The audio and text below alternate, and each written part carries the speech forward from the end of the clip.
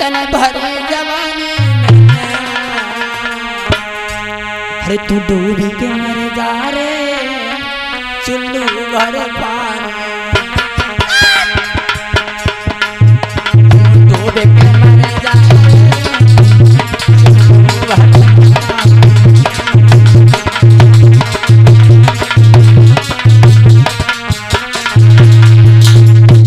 बहुत अच्छा गीत है।